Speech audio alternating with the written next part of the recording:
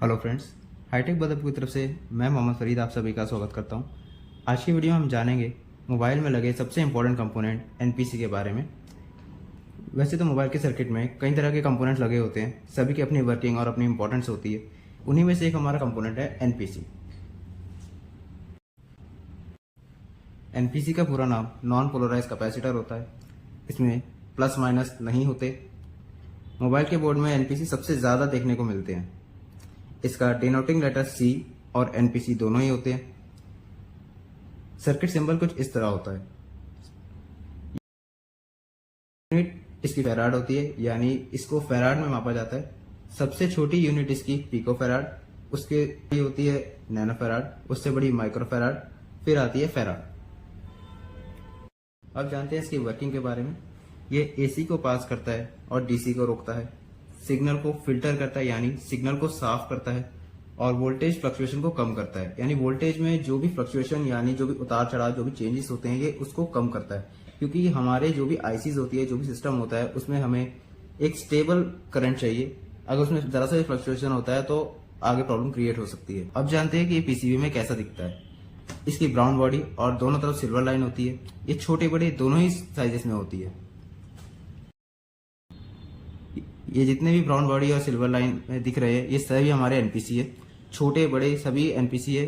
Light या dark brown जो भी है ये सारे हमारे एनपीसी ही है।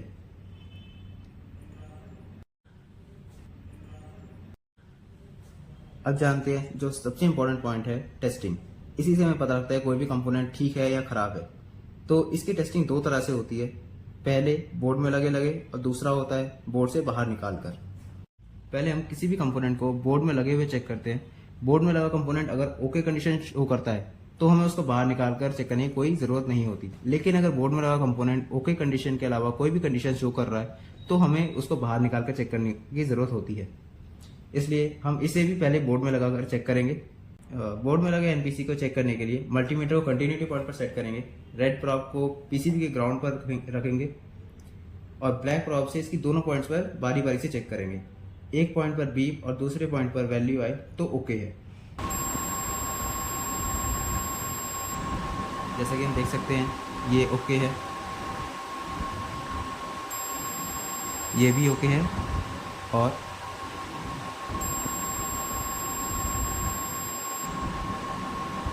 ये भी ओके है। अगर ये बोर्ड में लगा हुआ ओके कंडीशन शो कर रहा है तो इसे बाहर निकाल कर चेक करने की कोई ज़रूरत नहीं है।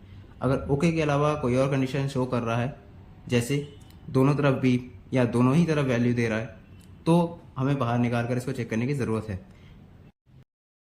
बाहर निकाल कर चेक करने के लिए मल्टीमीटर को कंटिन्यूटी पॉइंट पर सेट करेंगे।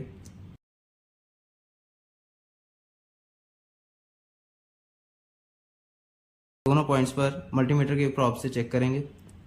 अगर मल्टीमीटर कोई रिस्पांस ना दे तो एनपीसी ओके है।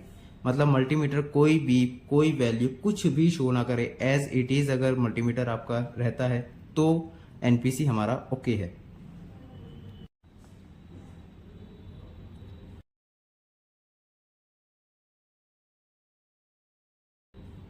देखिए ये भी ओके है और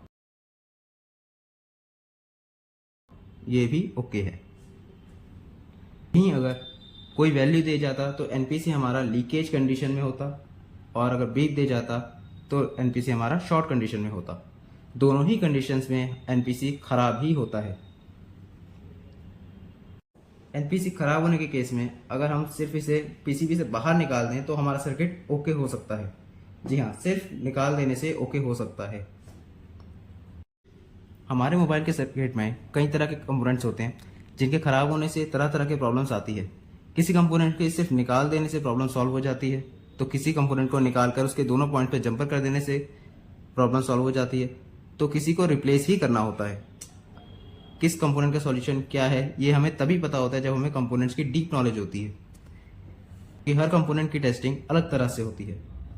रिपेयरिंग तभी कर सकते हैं जब हमें कंपोनेंट्स की पूरी जानकारी हो। अगर आप मोबाइल रिपेयरिंग बिल्कुल डीप में सीखना चाहते हैं, total circuit level IC level तक का काम सीखकर मार्केट से बिल्कुल अलग बनना चाहते हैं कि जो भी सेट आपके पास आए बिना रिपेयर हुए वापस ना जाए, तो आज ही नीचे दिए गए नंबर पर कॉल करके कोर्स की जानकारी लीजिए और हाईटेक के साथ जुड़कर मोबाइल रिपेयरिंग की इस कभी ना खत्म होने वाली फील्ड का बादशाह बनिए। इसी के साथ मैं मोहम्मद फरीद आपसे विदा लेता हूँ। फिर मिलेंगे किसी नए और इंटरेस्टिंग टॉपिक के साथ। धन्यवाद।